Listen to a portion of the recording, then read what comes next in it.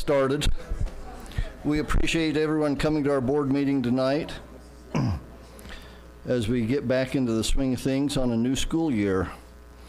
So we're going to start off tonight with having one of our wonderful students, Kenna Hodson, come and lead us in the Pledge of Allegiance, and then we'll go from there.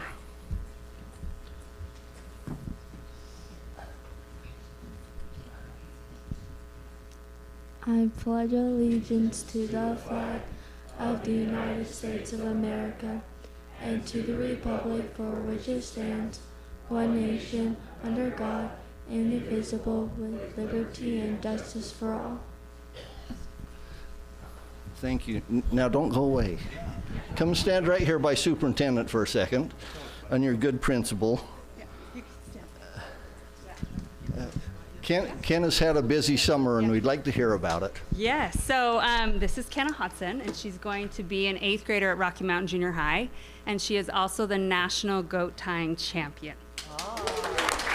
So for those of you that, you can picture goat tying, I'm sure, right? But what exactly it looks like, we do have a little video clip that's a minute long to show her in action. So if you'll play that, please. So it's not you running across. It's not. No, this would be, yeah. Kenna Hodson, Team Utah.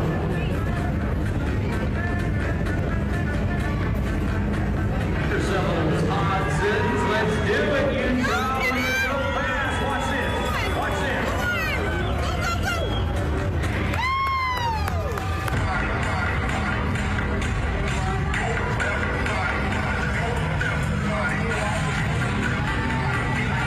Oh, yes. Oh, yes. Time and time again, Utah climbed to the top of the leaderboard. In this count, girls don't just end the girls' go time with a 16.24 on 2. Say hello to Kenna Hodson.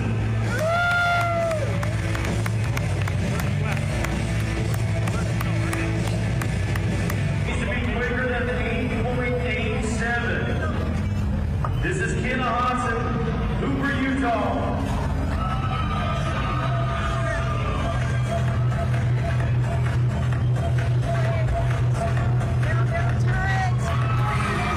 She might have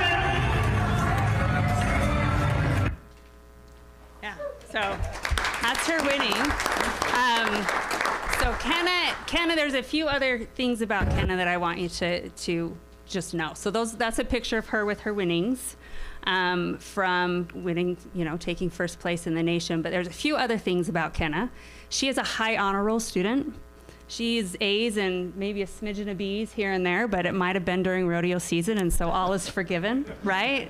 Another thing, this girl has some grit. So it wasn't the easiest school year for her, and that high honor roll takes work, right? It takes some work. So she has some great motivation.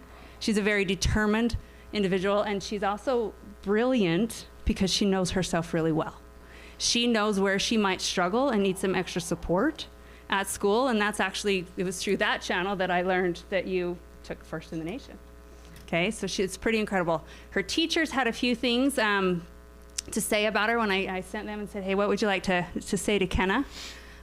This is from Mr. Saunders. He said, that's awesome. I always admired how you came to class with a positive attitude and a smile on your face, even though I know you were going through some hard times. Congratulations. You know that my motto in life is to never give your second best. What you did takes a lot of hard work and dedication. Good job, Mr. Saunders. And then from her English teacher, Kenna is a hard worker and an amazing student. She's humble and sweet. It doesn't surprise me that she's achieved this great honor outside of the classroom, since I know what she's capable of in the classroom. She was always a positive influence in my class and with her friends. I am very proud of her accomplishments, and I wish her continued success in all that she does.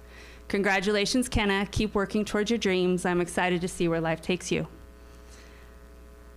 I'm not surprised that Kenna is so great at goat tying. Her and her family have rodeo in their blood. I'm sure her wonderful sisters helped Kenna, who are equally as proud as her parents. What a great family. They have been through tough times this year. I look up to them all. Kenna is a great girl that is loved by everyone. To win this title, it took some determination, hard work, and natural athletic talent. How amazing this girl is. Congrats, Kenna. Coach Lamb. And then Kenna is an amazing student that accomplishes all she puts her mind to. She is resilient and kind.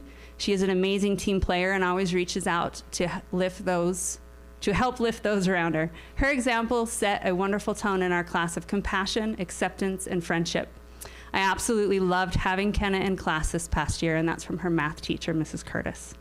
So, without too much more going on, praising this wonderful, wonderful kid, and we're so excited to have her back as an 8th grader. This is Kenna Hodson, national champion.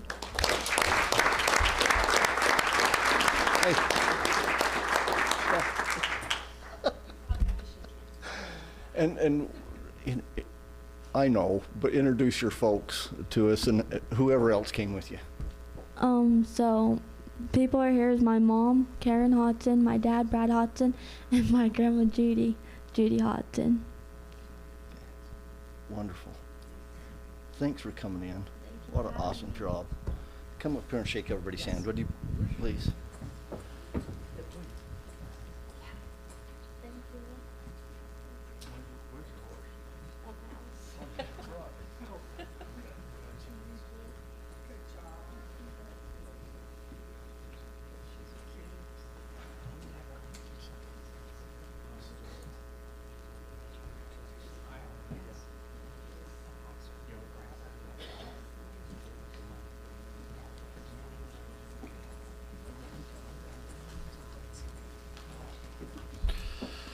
Great job.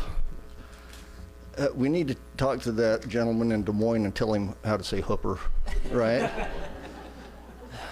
People just don't get it right. Tell your dad that other than sitting in a meeting, because I know he loves meetings so well, that if he stops and takes you for an ice cream cone, you can just leave right now. But we appreciate you coming in. Thanks, you guys. Thanks.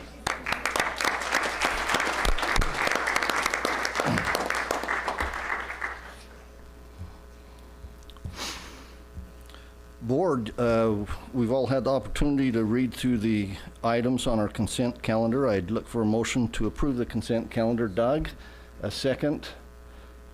Jan, any discussion on any items? I don't have any discussion. I just wanted to say, I sat this summer with Christy Wagner and her early literacy committee, and I just wanted to give them a shout out for all the hard work they did on putting those goals together. Wonderful, thank you. All in favor? Aye. Any opposed? Thank you.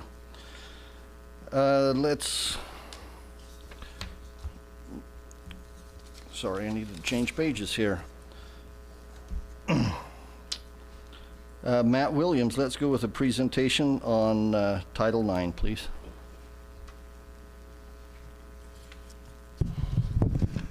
All right. Well, President Widdowson, Superintendent Butters, it's a pleasure to be with you, and as always, it's a pleasure to get to present. So I thank Miss Heidi Alder. She probably should be up here so if she has any things to add to this. This is a brand new report that we're required by state code to do.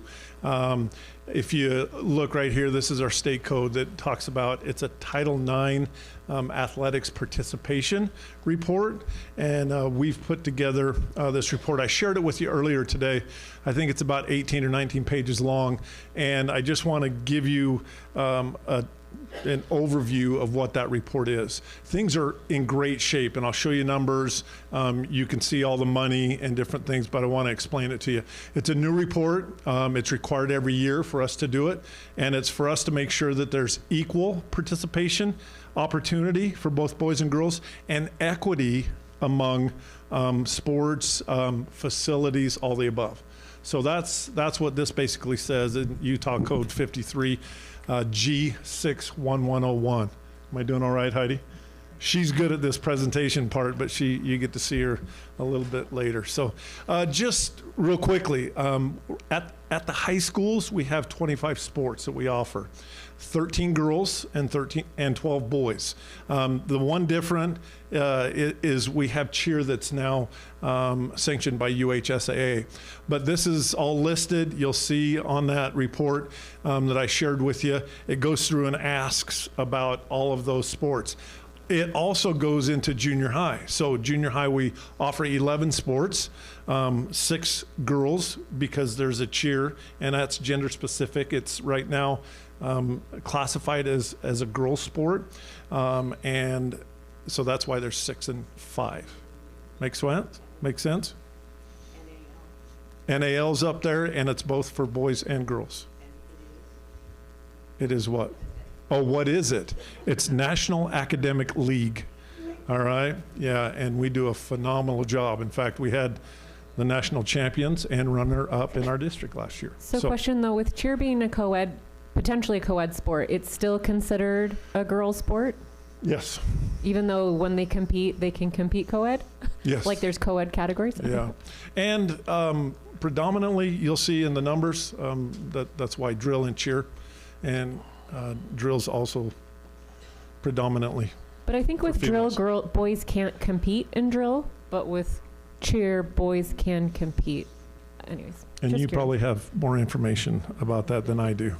Because Yep. These numbers aren't so much designated sports that boys and girls can't participate in. Even in football, girls can participate in football. But when we're looking at compliance with state and federal law to make sure that we are providing equal opportunities to both boys and girls, we just look at this sport and see what makes up the majority of that sport. So it's not like even if there's boys participating in one, girls participating in the other, it makes it a girls or a boys. So that's why. And the code reads that there can't be more than 10% difference in participation numbers and different things. So just want to kind of show you our participation numbers. This is at the high school, broken down by high school. We have a total of 2,952 kids that participate at the high schools, at our 4 high schools. Remember, this is for last year. As of last year, there were 1,311 girls that participated in athletics in these 13 sports, and there were 1,641 boys, which you can see the percentages there, right? Even though there's fewer boys sports than girls, there's more boys participating. Usually that's because of the football numbers, right? Okay, junior high, likewise with junior high. These are all of our junior high numbers. Remember, this includes football from last year. So the junior highs, there were almost 2,500, so 2,438 kids that participated district-wide. Girls, there were 1,258, and boys, there were 1,150. So more girls participation than boys at the junior high. This included football, right? So just want to make sure you're aware of that. Part of the report that I sent to you was specific to the amount of spending that the school devotes to each of the sports. And so here's just an example of how we broke it down. And we went off a couple of the other districts' report, and this is what we found. So if you look at football up there, Bonneville High School, the school but allocated $5,000 to football that year. Broken down, that's $6,250 per kid. So their participation number, if it was 100 kids, it was divided into that 5,000. The rest of those fees, the rest of the money that they spent on football was done through fees, donations, and fundraisers. Does that make sense? So the big number that we're looking at is how much per student spending, and then schools rotate what they give to different athletics teams each year. Right? So if you go down to golf, boys golf, you can see where each of the schools allocated a certain amount of money, and then the amount that was divided per student or per athlete, and how much was spent per athlete. And what we look at is to see, are the schools spending more on the boys than they are the girls? So does this have a, oh. So if you look at that middle category on each, and girls golf, Bonneville spent $128 per girl golfer, right? Fremont spent $107. Roy High spent $105. Weaver spent $111. Look at the boys, and it's very similar there. That's what we look at as the Title IX and the opportunities, equity, equality. So Matt, when Yes. it comes to what the school is spending on each team sport, is that more towards facilities and equipment? Is that the kind of money that the school is dedicating? Because I know that each athlete's paying for their uniforms and those types of things. So what types of money is the school putting in? So this is usually put in their accounts for different things. If you look at football, I just threw that in there because it's usually the one where most money's spent. And $5,000 in football won't buy you enough helmets, right? Different things like that. So it usually goes towards equipment or uniforms, right? And then the other fees, donations, fundraisers are added to that. They don't get that every year. That's changed in allocation from year to year. Does that answer your question? Were you going to say something, Ms. Butters? Okay. Yeah, Dr. Peterson. So when they look at our Title IX spending, do they look at the district as a whole, or do they actually drill down school by school when we're analyzed? District as a whole. So part of our moving forward is a report that we need to do each year to make sure that we're being fair in what we're spending. It also goes to our facilities, right? And the next part of this, I talked to each of the principals at the junior highs and high schools and asked them these questions, these 7 questions they ask us to ask about their facilities and their equality and equity amongst the facilities, whether it be the dugouts for the baseball and softball team, whether it be the locker rooms for the basketball, boys and girls basketball team. And we're doing great, but I just want to bring your attention to, there's one no up there under Fremont High, and it says, can you read that, Robert? What does it say? Our competitive facilities for boys and girls teams of equivalent quality. I don't know if you guys know this, but the dugouts, the baseball dugouts at Fremont High School are crumbling, and we need to do something with that. That was why Principal Mitchell out there said the boys' dugouts are in worse shape than the girls', and that's why she put a no there. So as a result, that will be in our report that says we've got to do better, and we've got to fix those so that they're of equal status. Yep. Okay. Any questions about that? That was a very long report. Look at it if you got other questions about it. Any questions?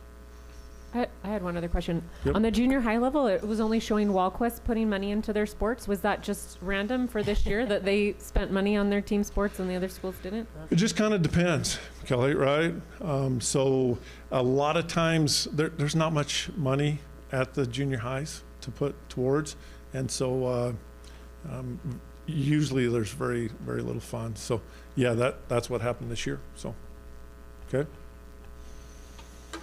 All right. Thank you. Thanks, Matt. I appreciate it. We'll move into the general public comment portion of our meeting. Just as a reminder, patrons who have signed up will have 3 minutes to offer a comment related to general items to the Board of Education. In addition, we have 2 hearings later tonight. Oh, excuse me. We scratched that one. We will just move on. Pam, do you have anyone? I didn't see it.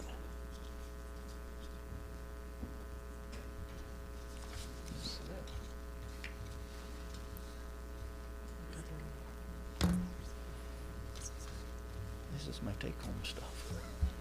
Okay. There was just one name. Sorry about that.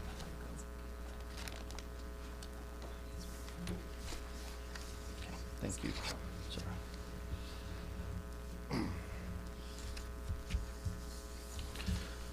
Sorry about that. We have one patron that would like to speak with us tonight. Mrs. Smith, please. I'm a little shorter. Thank you. I appreciate the opportunity to be here. I'm Julie Smith, and all my kids graduated from Weber School District, and my grandkids are working on it. Good. So I wanted to come today and thank everybody. I am over the Coalition Against Human Trafficking. And the reason that I formed this coalition was the fact that there were children being trafficked in Weber County. And it happens daily. In fact, we had a young man commit suicide a few months ago that went to Sandridge Junior High.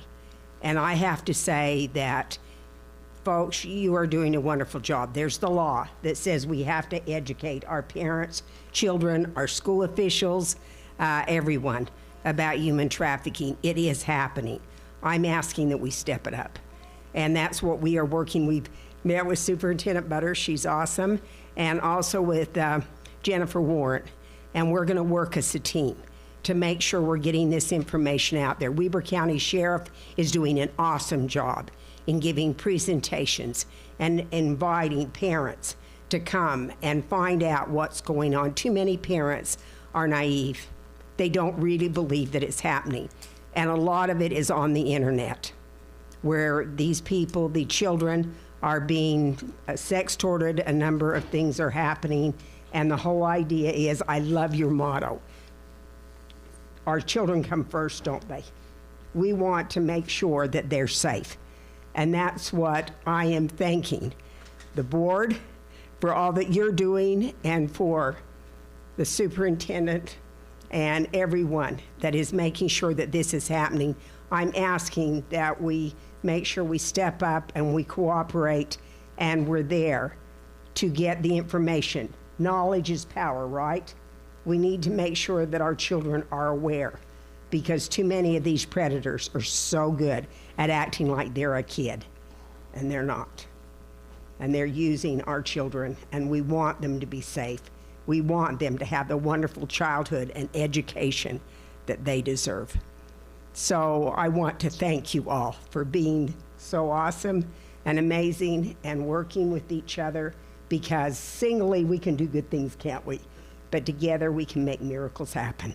And that's what we want to make sure it happens. So thank you. Thank you so much for being so awesome. And I have a family party going on at my house right now, so I'm going to have to leave right now. And so anyway, thank you, everyone. Thank you for coming in.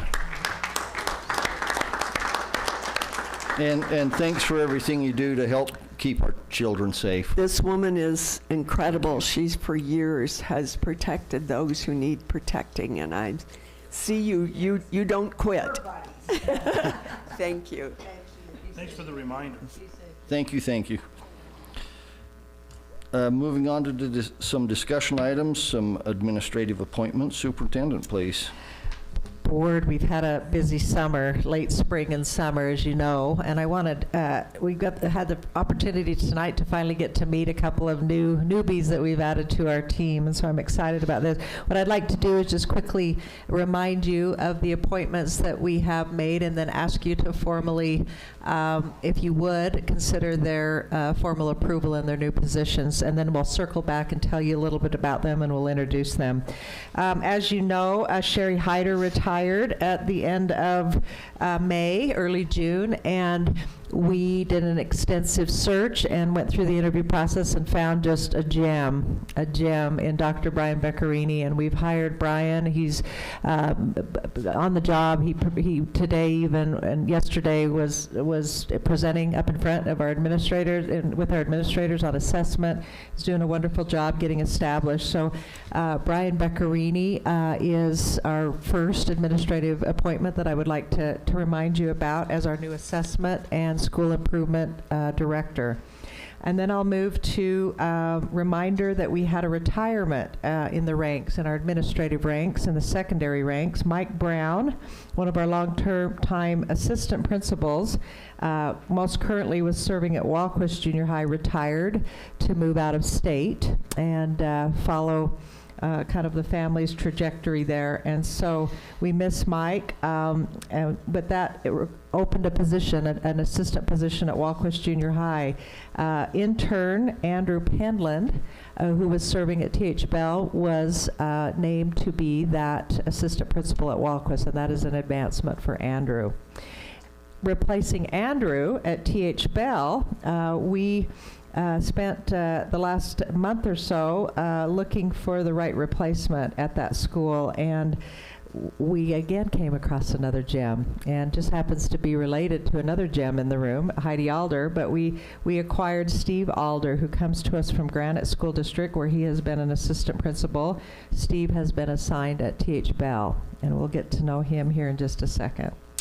And then lastly, as Jennifer Boyer Thurgood indicated earlier tonight, we have quite an endeavor that we're undertaking to tell the Weber School District story and to make sure that we are putting things out in the public forum that just adequately, effectively lets everybody in our county and beyond know all of the great people and things that are going on in our district, the work that is being done in our district by our educators, our kids, and so forth. And so we've created a new team. It's called the Communications and Community Engagement Team. And to lead that team, I can't think of a better person than our own Ryan James, who we have appointed to be the Communications and Community Engagement Administrator. And he will tell you a little bit about him and his team here in just a minute. But Board, I would propose that to you to approve the assignments of these 4 great leaders in our district in these new assignments.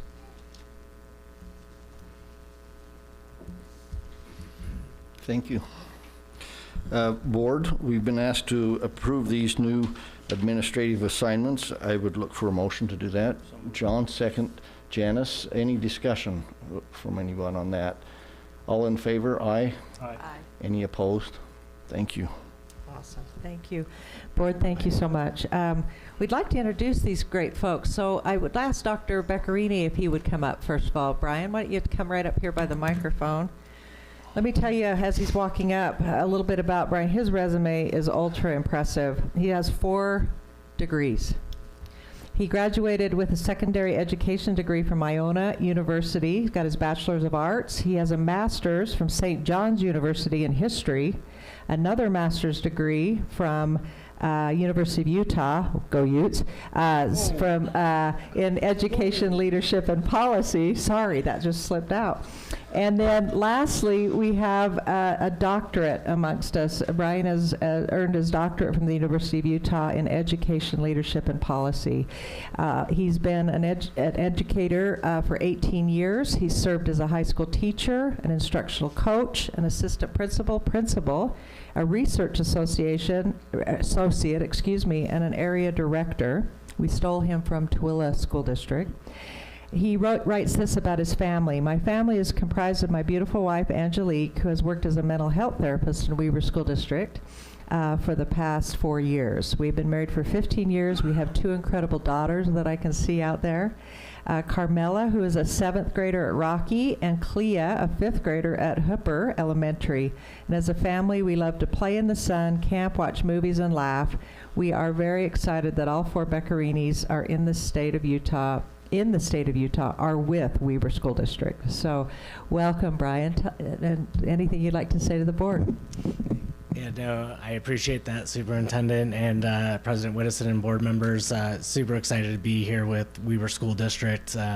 We've lived in Weber School District in Weber County, since 2011, and this is a great endeavor, a great opportunity. I'm excited to work with the team back here. They've been fantastic, and we've got some great things planned. And so I look forward to opportunities to present to you guys with data and initiatives that we're doing with school improvement. And if there's ever anything you need, let me know. And Angelique, will you stand? That's my beautiful wife, Angelique. She's a mental health therapist at Rocky and Hooper. Did I say that right? I hope so. And then Carmela and Clea are my daughters. And they absolutely love Weber School District. Had been in Ogden previously, and super excited to be in the Westfield High School boundaries. Just so happened that that's where the boundaries landed. So we're excited for this endeavor. So awesome. Thank you. Wonderful. Welcome. Thank you. Welcome. Yeah. And any questions, I guess. Sorry. Any questions, board? All right. Fantastic. We appreciate you coming our way. Well, I am excited for it. It's going to be great. Thank you. Welcome aboard.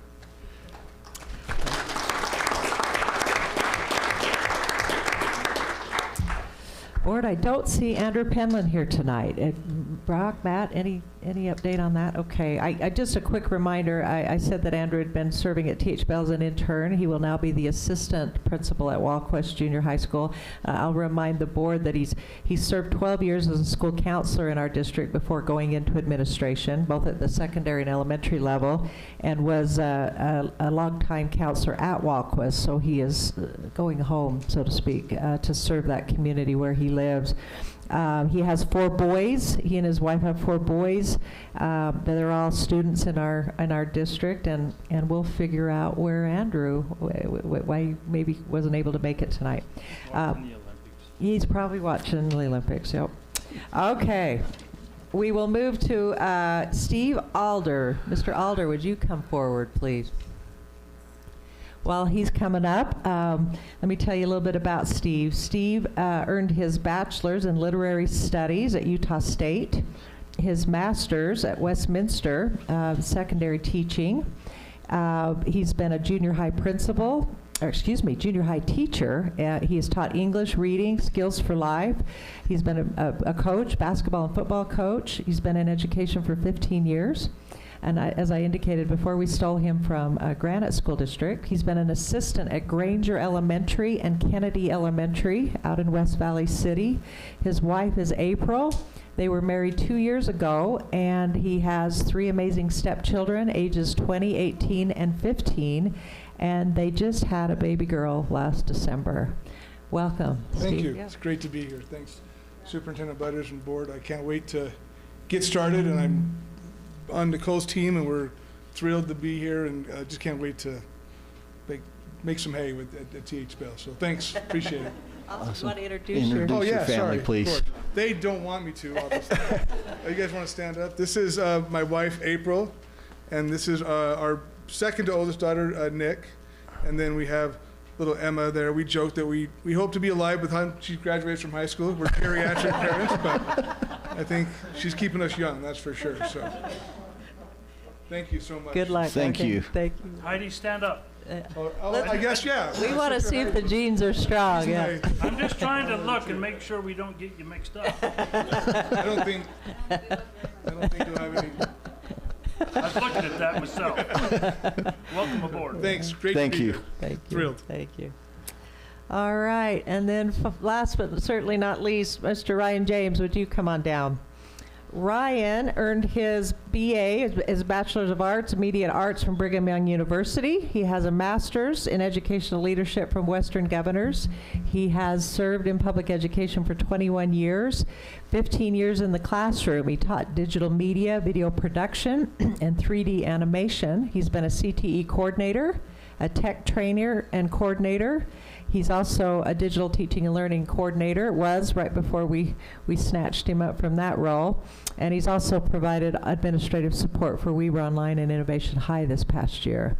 He's been married for 23 years to his wife Heidi and his 4 beautiful blonde children sitting right back there. They're wonderful. Cohen graduated from Roy High this year, is currently serving an LDS mission in Tucson, Arizona. True is a junior at Roy High. Is it Avon? I want to say that Avon. I want to say that right. Avon is a 9th grader at Sandridge Junior High, and Ivory is a 6th grader at North Park. And their Christmas cards are something else, and that makes me intrigued. Welcome, Ryan. Yes, I want to, I'm grateful for all the amazing opportunities I've had here in Weber School District, all the teaching, all the wonderful people that I've been able to work alongside. I'm super excited to be able to go out and tell our story, because there's so many amazing educators, dedicated educators who are doing everything they can for the kids, for the students. And so just to be a part of this, I've always been very excited to go to work, but let's amplify that even twice. I can't wait to get going. I think my kids are a little concerned. If True there, she appeared in our COVID video. Remember the hand washing video? And doesn't get to live that down. So my poor kids have to be my actors all the time. So, but anyway, I am grateful. Thank you, board, and thank you, Superintendent Butters, for this opportunity. We're excited, Ryan. It's going to be amazing. He's already put together a welcome back to school video we'll be sharing with you all and with our employees. And let me just share with you also that we're assembling the team as we're flying the plane, so to speak. We're pulling expertise from a lot of different departments. Of course, Dr. Thurgood and Nick Harris will be kind of helping oversee with Ryan some of the different pieces. Jeff Brooks in Tech Services will kind of take the graphic design and the website piece. Ryan, of course, will head up this team and lead out with his great video production expertise. We've hired an advanced digital media teacher at WIC, Sean Potiker from Weber High. We will involve kids in the actual production of some of these products that we put out, which we're really super excited to provide some internships and some opportunities for our kids. Who am I forgetting, Ryan? I want to make sure I hit everybody. I think you got it at this point. But Yeah, Lane Finley, of course, will continue to be our community relations person because he's so expert at that, but he and Ryan will work together on messaging that goes out around certain issues and things that we face as a district sometimes. But I'm just super excited. I think we're gonna elevate our districts and the perception of the public, and they're gonna be amazed, like we are every day, of what goes on at our district. So thanks for taking this on, Ryan. thank you. Congratulations.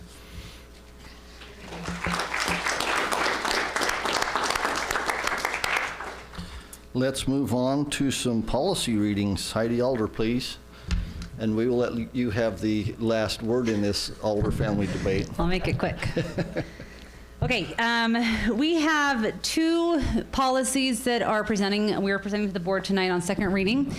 One of them is policy 1135, which is our board policy. We don't have any changes to that, and so we would present that to the board to be adopted on a second read.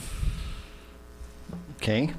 Board, we're looking for a motion to approve new policy 1135, board policy process on a second reading. Jan, a second. Bruce, any discussion or questions? All in favor? Aye. Any opposed? Thank you. The second policy being presented on second read is policy 4430, our student testing prohibition without prior written consent. We added some legislative language with regard to providing notice and receiving consent from parents at the beginning of every school year for certain surveys that we do. We hadn't have any feedback on that policy in the last month, and so we made no changes, and we would present that to you for adoption on second reading. Okay, thank you. I'd look for a motion to approve updated policy 4430, student testing and prohibition without written consent on a second reading, please. Janice and Kelly, any questions, comments? No, the only comment I was going to make is I thought that process at the registration went really well with those opting in, right? Yeah, so well done. Good. Thank you. All in favor?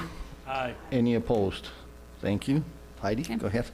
We have two amended policies that we're bringing to you tonight on a first reading. First is policy 5201, our bullying policy.